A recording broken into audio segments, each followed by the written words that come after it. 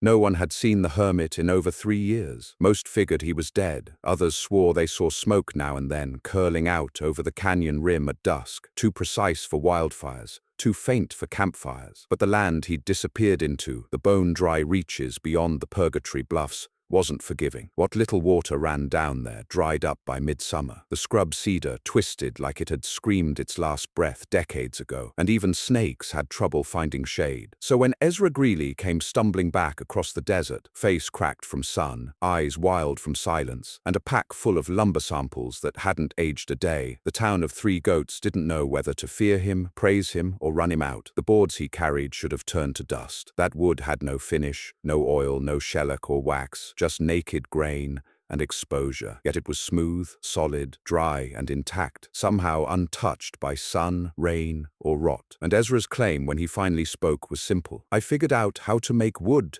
forget how to die. That was enough to draw a crowd, enough to bring the preacher, enough to send word east to Fort Lancaster. But by the time anyone took him seriously, Ezra was already gone again, back into the canyon with only a leather flask and a hand axe. He left behind only one sentence scratched into the back wall of the chapel with a scorched nail. The rot starts from within, unless you teach the wood to remember the fire. They say the sheriff kept one of the boards on his desk for 10 years. It never changed color, never cracked. The edge stayed square and the grain still shimmered like fresh milled lumber. Eventually, when the sheriff died of fever, that board went missing. Some claimed the government took it. Others said Ezra came back for it in the night. But what really happened to it, and how Ezra learned what he did, starts long before his return. It begins in the autumn of 1859, when he first vanished. Ezra Greeley wasn't a hermit, not back then. He'd come west with the same fire that lit the hearts of 100 other carpenters looking to start fresh. He'd built steeples in Ohio, schooners in Baltimore, and window frames in Charleston. But it wasn't the work that drove him west. It was the land. Something about the silence between rock outcrops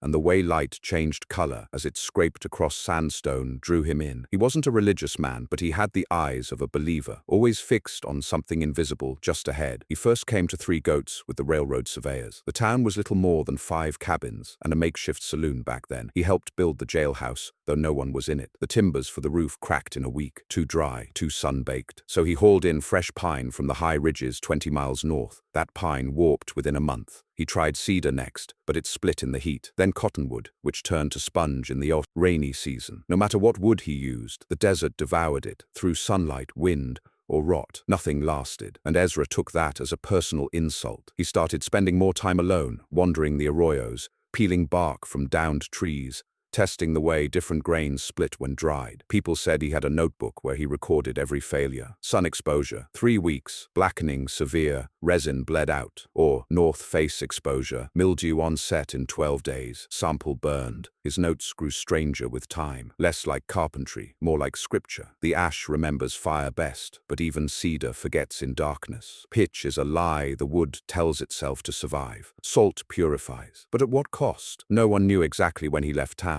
Some say they saw him on the cliffs, holding up a split rail against the sunset like a priest with a sacrament. Others remember hearing hammering echo across the valley long after dusk. But by the first snow, he was gone. His cabin stood empty. The tools inside were arranged like a museum, each saw and plane polished, oiled, and precisely set. On the workbench was a log, split perfectly in half charred, half raw, and no sign of Ezra. Months passed, then years. Folks assumed he'd died out there, eaten by coyotes, lost in a flash flood, or maybe he'd gone mad and wandered into the cliffs, chasing some vision. But lumbermen started finding strange things near the bluffs. Boards stacked neatly under rocks, untouched by weather. Split logs embedded in desert sand, still clean and firm after 3 winters. Once, a trader claimed he found a whole door leaning against a boulder 40 miles from any settlement. Not warped, not rotted, just sitting there, like someone had built it for the wind. It wasn't until spring of 1863 that anyone saw him again. A drought had cracked the valley floor. The river had shrunk to a thread. The cattle were dying. And that's when Ezra reappeared at the edge of town, carrying lumber. They didn't recognize recognize him at first. His beard had gone white. His skin looked like burned leather. He moved slow, like a man whose muscles remembered different rhythms than the rest of the world. But his eyes were the same, sharp, hungry, focused. He didn't speak much, only said he needed water and a place to store the pieces. When they asked what pieces, he pointed to the boards in his pack. 3 of them, each about 2 feet long. They looked ordinary, but when the town blacksmith tapped one with a hammer, it rang like iron. When the preacher set one by the stove for a week, it didn't darken or split. That night, Ezra asked for one thing, a look inside the church. It had been built with good pine, shipped in from Kansas, but 3 winters had turned it brittle. The altar sagged. The walls flaked sap like dried skin. He ran his hand along a beam and whispered something no one caught. Then he walked to the back, pulled out one of his boards, and nailed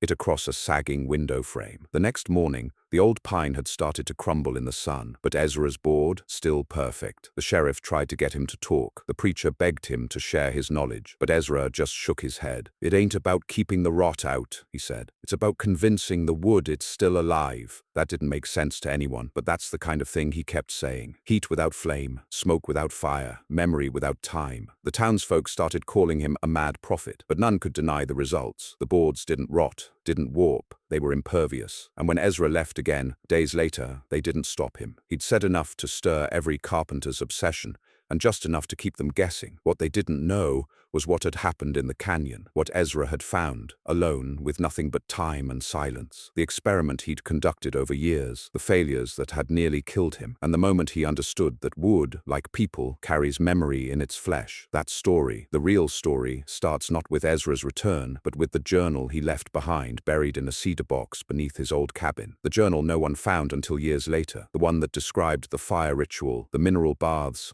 the time-controlled smoke, the one that hinted at something older than any settler story, deeper than craft, something Ezra called the second season, a state between decay and preservation, between flame and growth. And in that journal, on the first page, above all his notes, was a single line scrawled in cracked ink: "Teach the wood to fear death, and it will never rot again." The journal's first few pages were almost unreadable. Water damage had bled the ink in places, and what remained was scrawled with a kind of desperation that felt more like confession than instruction. But the deeper one read, the more patterns emerged. Strange patterns, like a man trying to translate a language not meant to be spoken aloud. Ezra had devised his own system of marks. Not symbols exactly, but not normal script either. A blend of shorthand, illustration, and notation that mixed temperature, timing, and something he called grain tension. That last term came up again and again. Grain tension defines memory. Low tension accepts decay. Stabilized tension through thermal alignment. It didn't make much sense at first, but as the entries progressed, it became clear he wasn't just talking about drying wood. He was talking about rewriting its structure, somehow convincing the fibers to behave differently, to settle into a configuration that resisted entropy. The earliest experiments were crude. He noted his failures like a doctor diagnosing a patient. Heat too high, core split, cell memory lost. Exposure too long,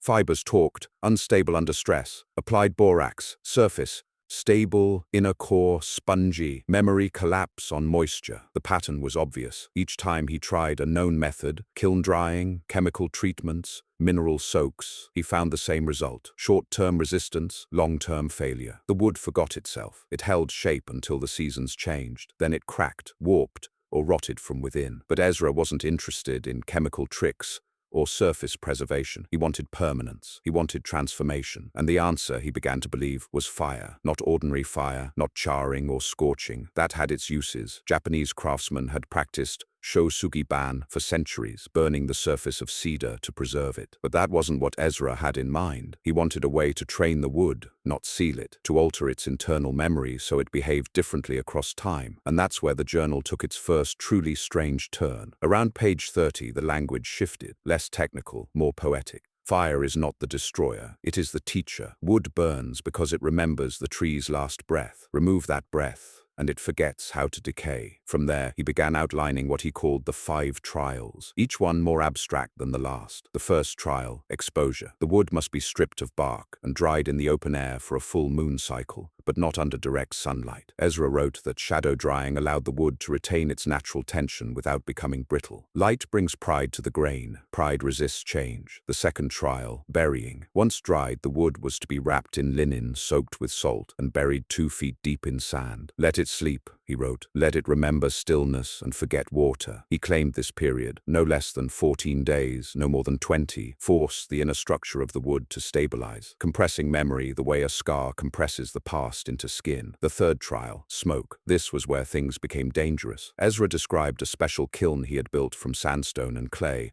with vent holes spaced according to compass bearings. The smoke used was not from common wood, but a mixture of desert plants, creosote, sage, juniper bark, and something he called salt root, which may have referred to an alkali plant, now lost to time. The smoke was pumped through the chamber without flame for 7 hours. No more, no less. This is the breath of the desert, he wrote. Not fire, not heat, but essence. The fourth trial, heat. After smoking, the wood was heated to a precise temperature, not enough to char, but enough to trigger what Ezra called grain panic. He believed that at a certain heat, the wood's cellular memory entered a state of instability, a threshold where it could either decay or transform. He claimed that if this moment was extended just long enough, seconds no more, the grain would accept instruction. The heat source was not a direct flame, but coals layered with river stones, which absorbed the heat and radiated it slowly. Ezra noted that timing was everything. Too short, the grain forgets. Too long, the grain screams. And finally, the fifth trial, silence. Once the heat was withdrawn, the wood had to cool in total stillness. No wind, no movement, no vibration. He built a pit lined with stone and filled it with sand warmed by sun. The wood was placed there and left overnight. Let the silence instruct the grain, he wrote. The final memory must be peace. It all sounded like madness, ritual dressed up as science. But Ezra had tested every variation. The journal listed dozens of examples, pieces that failed the trials, and how they failed. Third trial interrupted, smoke incomplete, rot appeared within 8 days. Fourth trial overheated, fiber rigidity caused sudden fracturing on impact. Fifth trial rushed, wood sounded hollow, absorbed moisture in week 3. And next to each failure, he logged notes like a monk copying scripture. He wasn't just recording results, he was learning a doctrine. And then came a single entry, long, unbroken, without correction. Today it worked. The beam held water without absorbing it. I cut the surface, left it in sun, in wind, in buried wet sand. It did not warp, it did not stain. The grain is tight, the color true. When tapped, it sings. The wood remembers the silence. That success marked the start of what the journal called the second season. From that point forward, his entries changed, less focused on failure, more on replication. Ezra began building a new structure deeper in the canyon, not a shelter, but a kind of temple, a place designed to conduct the 5 trials with precision. He noted the layout, a shadow trench for drying, a lined pit for burying, a chamber for smoke, a kiln mound with riverstone, and a final sand pit for silence. But he also began referencing something older, something he claimed to have found in the petroglyphs near Red Scarp Ridge. The ancients preserved their wood, he wrote, for weapons, for talismans, for markers. They used fire not as punishment, but as prayer. He described carvings of spirals, flame shapes, and wave lines he interpreted as signs of controlled heat and smoke use. Whether this was true or delusion, no one could say, but the drawings he copied into the journal were real enough. Stone-etched symbols that resembled kiln vents, smoke channels, and something like an ancient schematic. At one point, Ezra wrote, "I have built what they built, and now I know what they knew. The desert does not rot, it scorches, it preserves. The secret is not fighting the desert, it is becoming it." His tone, already eccentric, grew stranger with time. There were entries written like sermons. You must teach the wood to remember stillness. Grain flows like thought. It bends under heat, straightens under time. The world dies through forgetting. Wood survives through memory. But beneath the mysticism was something tangible. His pieces, when described, showed no signs of decay. He made a table leg that supported a boulder for 3 weeks. He built a crossbeam that held its curve under desert sun and mountain frost. Each success reinforced the process. Eventually, he hinted at trying it on larger structures, a door, a fence post, a roof beam, but always small scale. He worried that something would go wrong when scaled up, that the grain memory might collapse if the size exceeded the balance. Wood has a soul, he wrote, but it must be trained gently, otherwise it rebels. The last few pages of the journal were darker. They spoke of dreams, visions of fires that never died, trees that bled sap in reverse, smoke that whispered names. The desert speaks, but only to those who silence themselves. He mentioned a name repeatedly, Ira. Whether it was a person, a place, or something else, he never explained. The final sentence was scrawled, barely legible. The door must stay closed. If opened too soon, the grain forgets, and the rot returns. That was the end of the journal, but not the end of the story. Years later, After Ezra vanished for the second time, a prospector named Tom Hensley wandered into the canyons chasing a vein of turquoise. He found no gems, but he did find a half-buried structure, mostly collapsed, filled with boards stacked like offerings. He took one home, used it to fix a broken floor beam in his cabin. That board stayed solid longer than the rest of the floor combined. When he sold the cabin, the new owner tried to remove the board, and it broke 3 tools trying. He left it alone. What the journal proved was that Ezra hadn't gone mad, or at least his madness had structure, a method, a system passed down, not by inheritance, but by trial, error, and a kind of spiritual obsession. He hadn't just found a trick, he'd found a doctrine, one the world wasn't ready for, but someone else would find it. Someone who knew what Ezra had left behind wasn't just a process for preserving wood. It was a philosophy of permanence in a world built to decay. The story might have faded into canyon lore if not for the drought of 1871. 3 Goats was hanging on by a thread, its population halved by the heat, the creek reduced to stagnant puddles, and the timber on the ridges so dry it cracked before axes touched it. That summer, the town's remaining carpenter, a wiry, sunburnt man named Martin Epps, discovered something odd while trying to salvage lumber from an abandoned trading post just outside the canyon edge. One of the support beams, while gray with dust, had no signs of rot. The surface had burn marks, not from wildfire, but from something more controlled, a ring of scorched residue wrapped around the center, as if the beam had been slowly roasted, not ignited. When he knocked on it, the sound was dense and clean, like fresh cut oak. Martin pried the beam loose and dragged it back to his workshop. He spent the next 2 days sanding and inspecting it. Beneath the dust, the wood looked almost new. The grain shimmered under oil. He cut a small sliver from one edge and dropped it in water. It floated, dry as bone. No swelling, no darkening, no absorption. Martin knew wood. He'd built coffin boxes and bunkhouses and porches from every kind of tree from Arkansas to Utah. He'd seen pine rot in a week and mesquite split after one hard winter. But this beam was unnatural, and something about the smoothness, the scent of smoke, still buried in its fibers,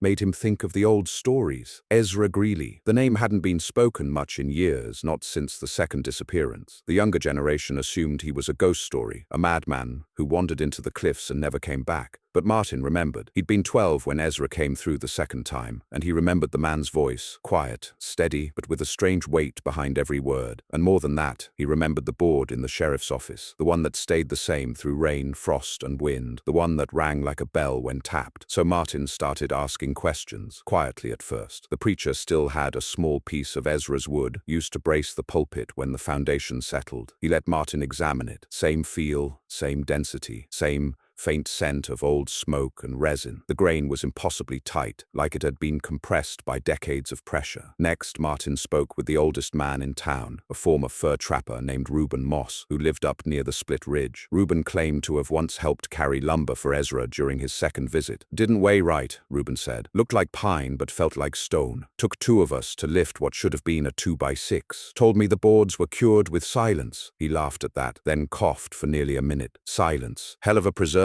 I suppose. Martin didn't laugh. He wanted more. Reuben didn't remember much else, except that Ezra kept speaking of something he called the trials. 5 of them, maybe 6, Reuben said. Always testing, always talking about heat and time. Said he was training the wood, not treating it. That same night, Martin went through the old church ledgers, looking for any mention of Ezra. There was little, only a brief entry about a hermit visitor who reinforced a window frame with his own timber and vanished again shortly after. But tucked in the back of the ledger, between receipts for roof tiles and lantern oil, was a loose scrap of parchment. It wasn't in the preacher's handwriting. It wasn't in any handwriting Martin recognized, and it looked like a fragment torn from a larger page. At the top, it read, Trial 3, breathless fire below. It were only a few lines of text. Smoke shall enter, without flame, breath without voice. The wood must inhale, but not burn. Prepare the herbs in equal weight, sagebrush, saltbush, root of creosote, bark of ghost juniper, dry to powder, burn on stone beneath the vessel, channel smoke with fan of hide. Let not wind touch the grain. Martin didn't sleep that night. The next morning, he rode out to the canyon. He didn't know what he was looking for, only that the time had come to look. For years, no one had ventured deep into the Purgatory Bluffs. It was too dry, too vast, too haunted by the stories of lost men. But Martin wasn't a superstitious man. He believed in methods, in tools, in proof. He brought an axe, a journal, water, dried meat, and a small folding plane. He brought nails, a square, and a compass, and he brought the salvaged beam, the one from the trading post, as a kind of lodestar. It weighed more than it should have for its size, but he carried it on his back like a pilgrim with a cross. For 2 days, he wandered among the sandstone towers, following the ancient goat trails and measuring sunlight angles with his compass. The wind howled through some of the narrow canyons with the force of a freight train, making sleep impossible. But on the 3rd morning, just past the red-laced walls of Echo Scar, he found something. It wasn't much. Just a stack of flat stones arranged in a perfect square, half buried in silt. But the layout was too deliberate to be natural. When Martin brushed away the sand, he found what looked like the remnants of a pit, charred at the center, but not burned deep, like it had been used for smoke, not flame. A few feet away, he found a line of logs stacked under a ledge. Time had worn their ends to soft rounds, but the centers remained hard and pale. He split one with his hatchet. The grain inside shimmered. The scent hit him immediately. Smoke, yes, but cleaner than campfire. Like sage and salt, this was it. Ezra's kiln. Martin spent a week there. He mapped the site,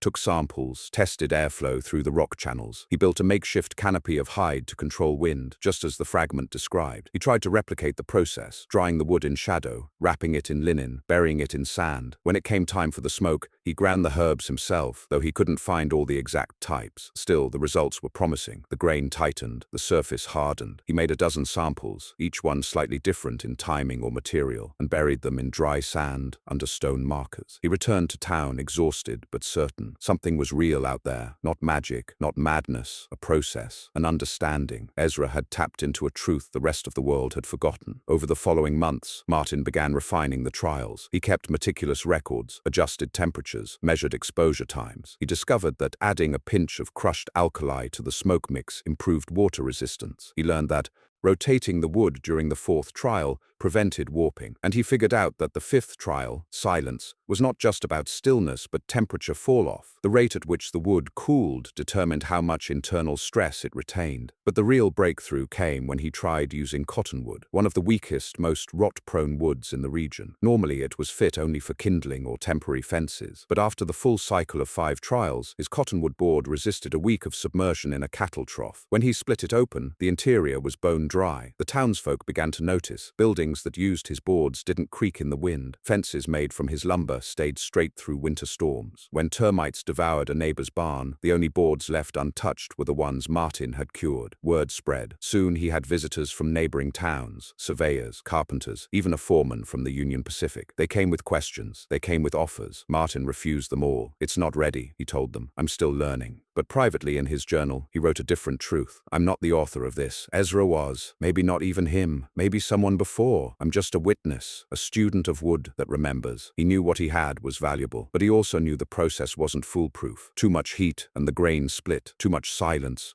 and the wood became brittle. There was a balance, a harmony between elements, and it wasn't something you could rush. It wasn't for factories or mills. It was for men with patience. That winter, Martin built himself a new cabin using only cured wood. Every log, every beam, every shingle went through the 5 trials. It took him 4 months, but when the blizzards came, his cabin stayed warm. When the rains came in spring, no rot appeared. And when summer's heat scorched the valley, his roof didn't crack. The wood had been taught, the wood remembered. And just like Ezra, Martin began to disappear from town. More time in the canyons, less in the workshop. He spoke less, listened more, and one day he too was gone, leaving only a ledger of notes, a stack of perfect boards, and a sign on the door. "The grain forgets nothing. Treat it with silence, and it will remember forever." By the time Martin Epps vanished into the canyons for the final time, something had shifted in the town of 3 Goats. It wasn't immediate, it wasn't loud, but it was profound. They didn't call him mad the way they had Ezra. They didn't write him off as a recluse or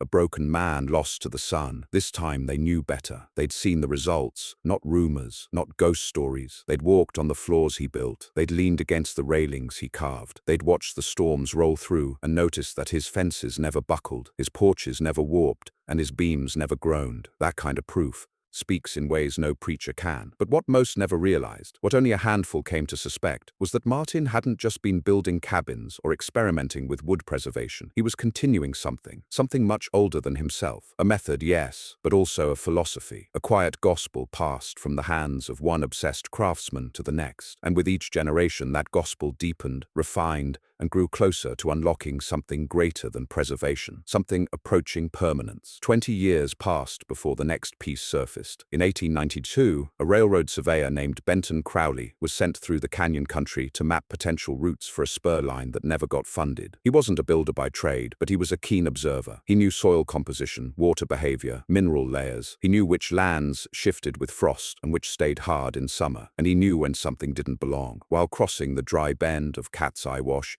he found a bridge, not a modern trestle or a steel girder, but a simple span made from split logs and stacked stone. It had no nails, no rope. The rails were pinned together with wooden dowels so dry and smooth they looked polished. Crowley figured it had to be some abandoned prospector's work, but when he examined it closely, he found no rot, no sun damage. The grain was tight. The rails had flex, but no give. They weren't brittle. They weren't soft. They were timeless. He took a sliver and mailed it to a professor he knew at the University of Illinois, a man named Dr. Henry Eberly, who specialized in timber durability. Eberly conducted basic tests and couldn't explain what he found. The lignin appears stabilized beyond typical exposure range, he wrote. Moisture retention is anomalously low. Heat cycle did not induce warping. Material behaves like thermally modified lumber, yet without chemical residue. Crowley made notes, drew maps, took photos. Then he too disappeared into the canyons. By then, locals had a name for that place, the Rotless Hollow. Most had never entered it. Those who did rarely went twice. It was hard country, and stranger still were the stories that came out from the mouths of travelers who passed near its edges. One merchant claimed his mule refused to enter the gulch, dug its hooves in, and brayed until sundown. A child, separated from her family for 3 hours near the rim, later described a house made of bones that didn't feel dead. A preacher camping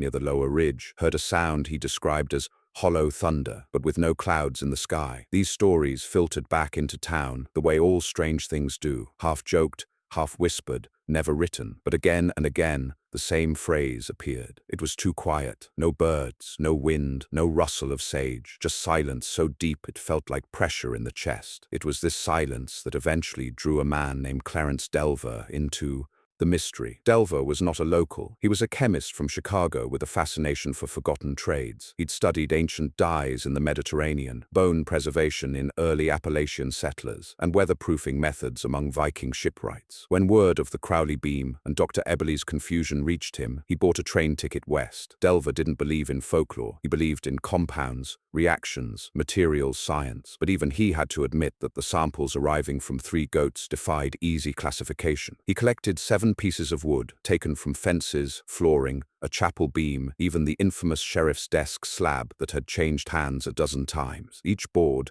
showed the same signature: low moisture, grain compaction, near total resistance to fungus and insect activity, and zero evidence of modern treatment. Delver began an investigation that would consume him for the next 6 years. He interviewed old carpenters, hiked the bluffs, collected wind-blown samples. He even located a woman named Clara Epps, Martin's great-niece, who remembered her uncle's strange habits. He used to rub river stones together and listen, she told him. Said the stones knew when the heat was ready. She'd once stumbled on a stack of cured boards in a barn loft, each wrapped in linen and marked with chalk runes she couldn't read. She burned them after he vanished. Didn't feel right keeping them, she said. Delver documented everything. His journals, now archived in the Kansas Historical Society, read like the writings of a man slowly walking a knife's edge between science and mysticism. He didn't claim supernatural forces, but he used language that leaned close. The wood behaves as though it's been convinced it isn't dead. Every test suggests the grain remembers a condition it no longer possesses. I'm beginning to believe the process isn't preservation, it's resurrection. At one point, he even tracked down a cache of documents buried under the ruins of a scorched cabin east of the Rotless Hollow. The papers were half burnt, but legible in parts. One page repeated a phrase: "The fire is not for burning, it is for forgetting." Another showed what appeared to be a diagram of a kiln, marked with cardinal directions, vent slots, and notes about smoke movement. Beneath the drawing was a warning: if the smoke is wrong, the wood will remember pain. Delver attempted his own replication. He built a smoke chamber in the mountains using riverstone, sagebrush, and hand-split juniper. He processed pine, oak, and cottonwood, using variations of what he'd pieced together from Martin's notes, Ezra's fragments, and his own deductions. His first dozen attempts failed. Boards warped, fibers split, fungus returned, but attempt 13 held. The board sat outside in the rain for a month. No swelling. He scorched it with flame. No cracking. He buried it in a compost heap. No rot. The wood didn't just resist decay, it seemed to reject it. Delver wrote to Dr. Eberly, "I believe I've glimpsed what Greeley and Epps discovered. It's a harmony between heat, smoke, silence, and memory, a dialogue with the wood's internal stress. If applied properly, the wood forgets how to die. He called the process thermal memory realignment, but something about that name never sat right with him. In private, he continued to refer to it by what he found in Ezra's original journal fragment, The 5 Trials. Delver's success attracted attention, too much attention. By 1901, word had reached lumber magnates in Oregon and government scientists in Washington. Representatives came asking questions, some friendly, some not. Delver refused to share details. He believed, as Ezra had, that the process couldn't be scaled. "It is not industrial," he said. "It requires the land,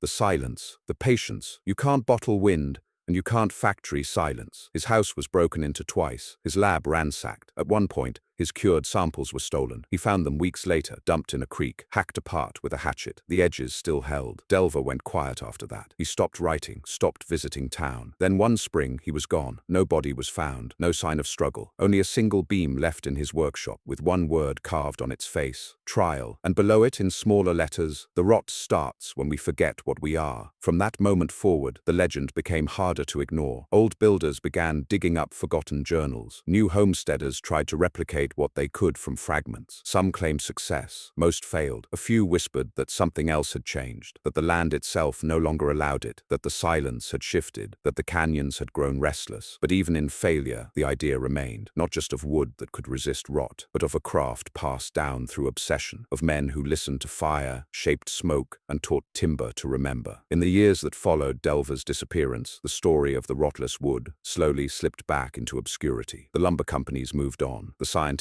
lost interest, or perhaps they were warned off. What remained were fragments, notes scrawled in the margins of old journals, weathered beams hidden in forgotten cabins, the occasional whisper around a frontier fire, of timber that never warped, never aged, never bled sap again. But among those who'd felt the grain beneath their hands, who'd walked across the floorboards that held firm while everything else crumbled, the legacy remained alive. They didn't call it a technique anymore. It had become something else, something closer to ritual. It wasn't until the spring of 1917 that the next major chapter unfolded, this time on the back of a carpenter's wagon. The man's name was Elias Thorne. He was a tall, soft-spoken widower who had fled Kansas after a failed crop, an unpaid banknote, and a house fire that left nothing behind but scorched fence posts and a half-melted horseshoe. He had no formal training in engineering, but he had an instinct for wood that bordered on unnatural. He could smell when a log had been felled too soon, could hear by the sound of a chisel whether the grain would take the cut, and when he stumbled across a half-collapsed cabin in eastern New Mexico, perched on the lip of a dry arroyo, he found something that set him on a path no sane man would follow. The cabin itself was rotting, its roof half-caved, walls twisted by decades of sun and wind, but a single doorframe remained intact. It was strange, squared perfectly, the surface gray but solid, untouched by termites or sunblight. Thorne leaned his weight against it. It didn't move, not even a groan. He knocked. The sound that came back wasn't hollow. It was resonant, deep, like hitting a tree still rooted in the earth. Inside, buried beneath a layer of dust and rodent-chewed cloth, he found a ledger bound in rawhide. The ink was faded, but the handwriting was crisp, precise, mechanical, the product of a man who'd measured every thought. The name etched inside the cover was unmistakable: Martin Epps. The journal was no blueprint. It didn't begin with a step-by-step guide. It began with a warning. "If you are reading this, and you seek to master the trials, stop now. You do not command the wood. You must listen. You must wait. You must fail, and fail again before it will speak to you. If you force the process, the grain will betray you." Thorne didn't stop. He had nothing left to lose. What followed over the next 5 years became one of the most complete and disciplined attempts to revive the lost method. Elias didn't rush. He read every page, copied diagrams by hand, traced the symbol Martin had called the circle of stillness, a closed loop with 5 hash marks, one for each trial. He didn't understand the philosophy behind it all, not at first. He wasn't a spiritual man, but he had patience, he had grief, and he had an emptiness inside him that only long, hard work could quiet. He began building the first kiln by the fall of 1917. He chose a location far from any town, a dry ridge near the ghost village of Las Moras. The land had been abandoned during the Apache Wars, and the only sound there now was wind across stone. He dug the trench with a hand shovel, lined it with scavenged flagstone, and mortared the seams with a mixture of clay and crushed limestone. He built the smoke channel by stacking stone rings, tapering the shaft to control draw, and covering the flue with a sandstone baffle. Every part of the structure was grounded in something he'd seen in the ledger. But Thorne didn't just copy, he watched. He studied the way the morning light hit the drying trench, the way the air moved through the channel at dusk. He noted when the sage rustled, and when it lay still, he began cataloging wind patterns, soil temperatures, lunar cycles. It became an obsession. His first batch of boards failed. They blackened too soon. The grain cracked at the center. When he tested them against water, they swelled. When he hung them outside for a month, they bowed. But failure didn't stop him. It focused him. He re-examined the journal, noted that the timing between the second and third trials had to be precise, no less than a day, no more than 2. He discovered that wrapping the boards in burlap rather than linen ruined the absorption curve, that using cedar ash instead of juniper in the smoke chamber dulled the effect. Every small variation mattered. By 1920, he had cured a set of 6 beams that resisted sun and moisture for an entire season. He built a shed with them. The shed didn't creak, even in high wind. He suspended a 100-pound anvil from the rafters for 3 weeks. The crossbeams didn't sag. And when he left the door open during a flash flood, the interior remained dry. Word began to spread, quiet at first, passed between ranchers and homesteaders like a secret. "There's a man up past Las Moras who's building wood that don't rot." A rail foreman visited, left impressed but empty-handed. A professor from Santa Fe tried to buy a cured plank for $50. Thorne refused. He didn't want money. He didn't want attention. He wanted mastery. That same year, he stumbled upon something the others had missed, something Ezra and Martin might have known but never written down. It came during a test run of the 5th trial. He'd placed a board in the stillness pit, sand warmed by midday sun, air dead calm. But then a crow landed on the rim of the pit and cawed once, sharp, loud. The wood cracked clean through. Thorne was furious. He remade the board, repeated the process. The next time, he waited until just before dusk. No birds, no breeze, no insects, just silence thick enough to drown thought. The board came out flawless. He noted it in the margin. Not just stillness of wind, stillness of sound. Sound vibrates memory. The wood must forget in silence. From that moment forward, he added a new rule to the trials. He wore felt around his boots. He lined the pit with cloth. He moved like a ghost during the 5th trial, and his success rate soared. Over the next decade, Thorne perfected the process beyond anything previously known. He built barns, sheds, even a small chapel with wood that never cracked, never twisted, never failed. He left no nails exposed, no seams uneven. The joints he crafted were so tight they seemed seamless. But he also grew distant. Those who visited him in later years described a man half in this world, half in another. He spoke slowly, as though choosing words from an unseen list. He referred to the wood as though it were alive. "It listens," he would say. "It forgives when taught gently." One rancher recalled him saying, "If you rush, the silence, the wood, remembers the storm." And always in his notebooks, the same phrase appeared again and again: "Memory is the only preservative." Elias Thorne died in 1934. Seated in the chapel he built. They found him slumped against the altar, eyes open, a single cured board across his lap. On it was carved a circle with 5 marks and one final inscription: "I taught the wood to live, and it taught me to let go." The chapel still stands. Locals call it the church that doesn't creak. No one knows how it's held together. There are no iron brackets, no visible pegs, just beams laid against beams, walls that meet with a kind of whisper. The roof has never leaked. The floorboards have never warped. The chapel is not large nor ornate, but those who sit in its silence say it feels like time itself pauses when you cross the threshold. They're not wrong, because that's what the trials were always about. Not just preservation, not just resistance to decay, but the rejection of time's authority. A refusal to surrender to the forces that grind all things down. In the desert, rot doesn't look like mold or fungus. It looks like splintering, like warping, like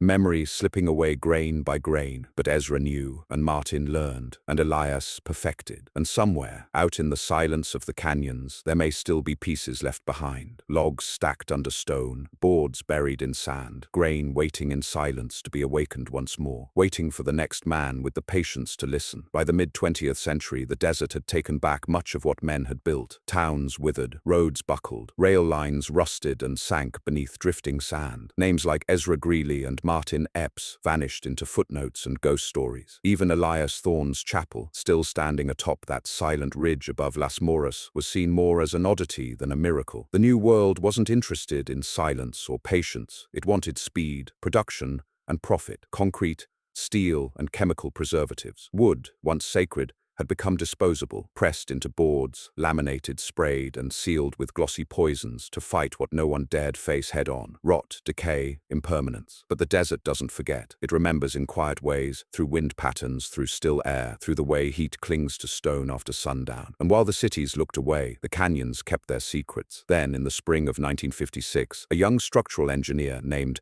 Wesley Darnell took a wrong turn while driving south from Albuquerque. He was meant to inspect an old Spanish mission near the border, but a washed-out road and a broken compass needle sent him down a gravel track that wasn't on his map. He drove for hours without seeing a soul, just brush, sandstone, and sky. By dusk, his gas tank was nearly dry, and he was preparing to sleep in the cab of his truck when he saw it, perched on a ridge like something drawn by memory rather than blueprint. A chapel, small, unpainted, sun-gray timbers rising clean and straight against the dying light. He climbed the slope on foot, every step half suspicious, half drawn. The air grew still as he neared the threshold, not quiet in the way of countryside, but silent in a way that pressed in on the eardrums. Inside, he found no dust, no spiderwebs, no sign of rodents or weather. The boards underfoot were warm, solid, dry. Not a creak, not a groan. They absorbed sound like packed earth, but felt like walking on stone. The beams overhead were bare, their grain visible in the golden light, and they showed no sign of aging, no cracks, no warping, no dark streaks of mold. And at the center of the chapel, resting against the altar, was a bench carved from a single slab. Across its front was etched a symbol, a circle broken by 5 evenly spaced notches. Beneath it, barely visible beneath worn carvings, were 5 words: "The wood remembers the silence." Darnell stayed the night in that chapel. He didn't plan to. He told himself he'd only rest his eyes. But morning came and found him still seated, slumped forward on the bench, his fingers pressed into the grain like a man trying to feel through time. That morning changed everything. Back in Albuquerque, Darnell began researching the chapel. No records, no property deeds, no church registry. He asked the State Historical Society. Nothing. He returned a week later with a tape measure, a moisture meter, a notepad. He inspected every joint, every beam. He tried to pry a single board from the north wall. His pry bar bent before the nails gave, though, oddly, he couldn't find any nails at all. He took a small shaving from beneath the eaves, brought it back to the lab. Under magnification, the cellular structure of the wood appeared altered, compacted, resin-sealed, but not through any known process. There was no trace of varnish, no chemical treatment, no mineral intrusion, yet it was almost impervious to water. He dropped the shaving into a beaker and left it for a week. When removed, it hadn't swelled, hadn't darkened, hadn't even taken on weight. It was cedar, likely cut over 60 years prior, but it behaved like it had been felled yesterday. Darnell couldn't explain it, not to his colleagues, not to his professors, but he couldn't let it go. He went back again and again. He began to document the layout, the airflow,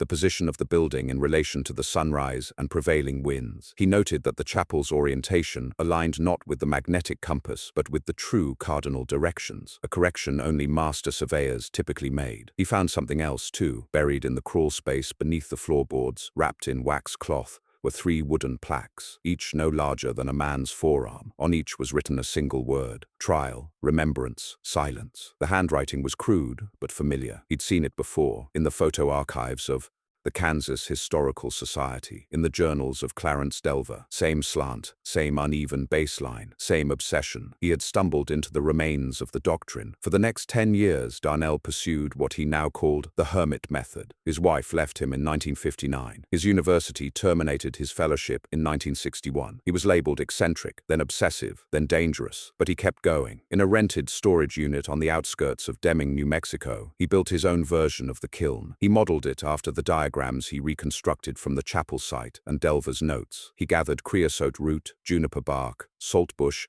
and sagebrush by hand. He built a stillness pit, lined it with sun-warmed sand and flat stones. He began testing. His first attempts were failures. The boards blackened too early, the grain twisted. One batch shattered under its own stress. He learned, just as Ezra had, just as Martin had, just as Elias had, that the process could not be forced. He discovered that even the presence of wind during Trial 5 ruined the outcome. That sound, a passing plane, a distant coyote howl, could induce microscopic fractures visible only under magnification. But when he succeeded, the results defied explanation. He hung a cured plank above his stove for 6 months, no smoke stains. He submerged a beam in a water tank. It floated, dry as kindling. He carved a handrail, installed it outdoors for 4 years. It remained true through snow, sun, and sandstorms. Darnell wrote hundreds of pages of notes, but never published. The world would ruin it, he told a colleague. They'd build factories, try to sell it, and the wood would rebel. In 1972, Darnell vanished. Not a disappearance this time. He simply stopped answering his mail. His apartment was found empty, the storage unit abandoned. All that remained was a single handwritten envelope sent to his younger brother in Tulsa, postmarked from a town that hadn't existed since the 1800s. Inside was a thin sliver of wood and a note. "It sings when you press your ear to it." The brother, a schoolteacher, kept it on his desk for 25 years. It never faded, never cracked. In fact, it seemed to grow smoother with time. And so the story continued, now not just of trappers and hermits,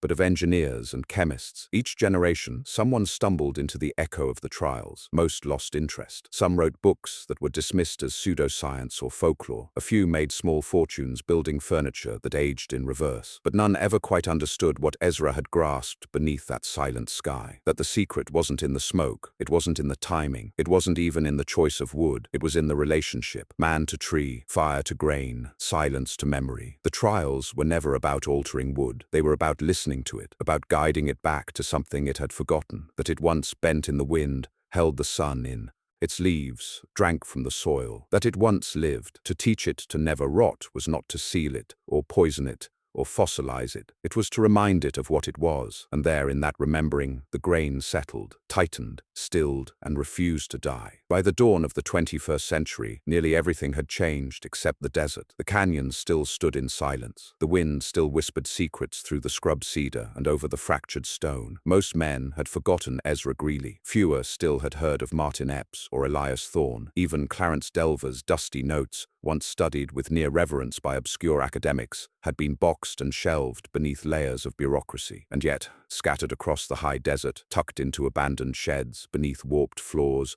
or framed in the forgotten architecture of old chapels and trapper huts, still lay pieces of wood that refused to die. And then, in the year 2003, a woman named Dr. Miriam Alcott stumbled upon the rotless wood, not as legend, not by accident, but as a result of meticulous search. She was not a mystic, nor a carpenter, nor someone drawn west by romance. She was a materials scientist with a specialization in biodegradation, funded by a Department of Defense grant to study novel construction materials for remote deployment. It began with a case study, a report submitted by a park ranger in New Mexico, who'd found a timber bridge deep inside a canyon, untouched by time. The structure lacked any sign of maintenance, yet bore evidence of sustained weight, weather, and exposure. The ranger's note was brief. "Found this by mistake. Wood doesn't behave like wood." That line caught Miriam's attention. She requested satellite imagery. The bridge wasn't visible from above, obscured by canyon shadow and tree cover. She took leave from her position at the Sandia National Labs and traveled out with a pack, a hand compass, and a vague set of GPS coordinates. It took her 3 days to find the structure, and when she did, she stood for a full 10 minutes in absolute silence, just staring. It was primitive in design, cross-laid beams, split log rails,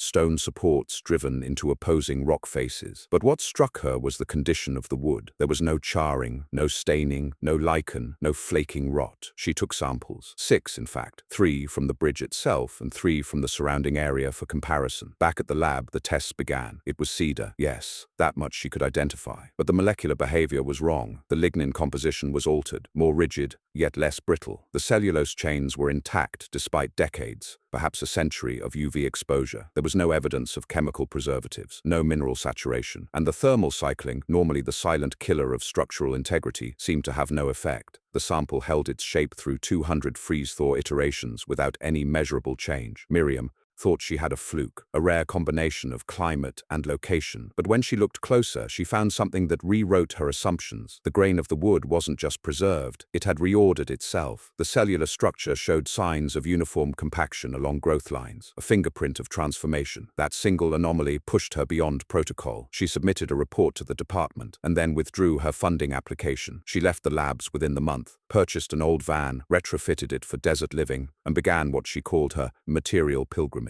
She found the chapel next, Thorne's Church above Las Moras. The boards were smoother than anything she'd ever touched. The resonance of the beams was unlike anything she had recorded. With a small laser vibrometer, she measured the sound wave decay across a single cured plank. The result? Almost no loss over 12 inches. It sang, just as Delver's note had claimed. It sang. What began as a scientific inquiry became something else. She started tracking the symbols, the circle with 5 marks. It appeared in etchings above doorways, in faded chalk along along the foundation stones of abandoned cabins, once scrawled in black ash across a beam inside a mining shack that had burned down decades ago. Wherever she found that symbol, she found the wood. It was as consistent as a signature. Her notes, once technical and controlled, grew lyrical. "The memory is etched, not into the grain, but between the grain," she wrote. "Something has shifted the entropy curve. This wood no longer remembers death." And then, as every seeker before her had done, Miriam returned to the canyon. She sought out the kiln, or what might have been one. It took her 2 months, 4 drone flights, and conversations with 6 different ranchers to triangulate the likely location. She found it by smell before she saw it, a faint trace of sage and saltbrush baked into stone. The kiln was half collapsed, its central chamber overgrown, but the shape was there. She mapped it, photographed it, and then, driven by a compulsion she couldn't explain, rebuilt it, not fully, not like the ancients had done, but enough. She dried her wood beneath shade for 27 days, wrapped it in linen soaked in salt, buried it under sand, and waited through one full moon. She collected juniper bark, creosote root, and crushed sage, just as the old writings prescribed. She created a vented smoke chamber and passed the smoke over the boards for 7 hours, keeping the temperature below the charring threshold. Then she heated the wood in a stone-lined pit, no flames, just radiating heat from sun-baked river stones. Finally, she laid the boards in the silence pit, a trench lined with sand, shrouded with blankets, far from wind, far from sound. She didn't sleep that night. At dawn, she uncovered the boards. They felt alive, smooth, dense, and strangely warm despite the cold of night. The grain shimmered. When she struck one with her fingernail, it rang like ironwood. She measured it, weighed it, tested it. The metrics were impossible. The absorption rate was below treated lumber. The rigidity surpassed engineered oak. And most shocking, the acoustic resonance was so clean, it resembled metal tuning forks. She'd done it. And just like the men before her, she understood something then that no data set could explain. This wasn't about preservation. It wasn't about rot resistance. It was about memory, the way the fibers aligned under stress,